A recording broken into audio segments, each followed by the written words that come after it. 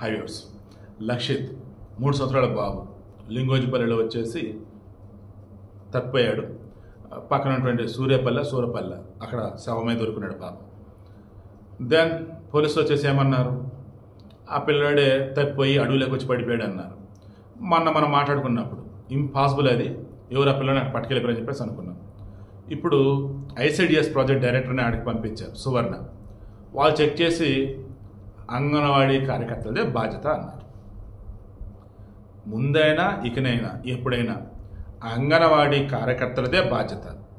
అంగన్వాడీకి వచ్చిన పిల్లలు అక్కడ నీట్గా చదువుకున్నారా, తిన్నారా, ఉన్నారు.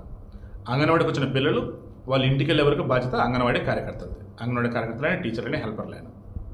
అంటే ఇప్పుడు ఆ పిల్లోడు వచ్చేసి తప్పిపోయాడు, ఆ తర్వాత శవమే కనిపించాడు. అంటే అప్పుడు ఆ పిల్లోడిని ఎవరు చంపినట్టు? ఆ పిల్లోడు నిజంగా ఆకలి దప్పులు తాళలేక చనిపోయాడా అంటే మధ్యలో నల్లవాగని ఒకటి ఉంది. ఆ నల్లవాగు దాటి అవతలకి ఎక్కాలి అంటే పెద్దోళ్ళ వల్లే కాదంట. ఈ పిల్లోడి వయసు ఎంత? 3 సంవత్సరాలు. ఎలా ఎక్కుతాడు? అండ్ పిల్లోడి చెప్పులు ఇక్కడ ఉన్నాయి, వాగు అవతల పిల్లోడి బాడీ ఉంది. అంటే వేరే ఎవరో పట్టుకెళ్ళారు. ఎవరాళ్ళు? నేను చెప్పినట్టు కామందుల, సైకోగాళ్ళ, వీళ్ళ బంధువులైన కక్ష ఉన్న వల్ల, లేదా ఈ అంగన్వాడీల్లోనే ఏదైనా పిల్లోడికి జరిగితే ఆ తర్వాత ఆ పిల్లోడిని వీళ్ళే తీసుకెళ్ళి మాయం చేసి ఆడబెడేశారా? ఇలా ఎన్నో ఉన్నాయి. అటు ఇటు చేసి ఫస్ట్ అయితే అంగన్వాడీ చుట్టూ ఉచ్చు బిగుసుకుంటా ఉంది. అండ్ నాకు తెలుసు రానున్న రోజుల్లో అంగన్వాడీలకి మాత్రం ఇంకా రూల్స్ స్ట్రిక్ట్ అయితే చేస్తారు. ఒక ఇన్సిడెంట్ చాలు అందరి మీద ఎఫెక్ట్ పడింది. అంగన్వాడీల్లో చాలా మంచి వాళ్ళు ఉన్నారు అండ్ స్వార్థపరులు ఉన్నారు. ఇప్పుడు చాలా మంచి వాళ్ళు ఎవరుతున్న వాళ్ళు ఇప్పుడు ఖచ్చితంగా బాధపడతారు. ఒక్కళ్ళు చేసినప్పుడు ఇప్పుడు మనం మెడకంతా చుట్టుకుంది కదా అని. ఐసిడిఎస్ ప్రాజెక్ట్ డైరెక్టర్ చేత ఆ మాట చెప్పింది గవర్నమెంట్. ఏమని?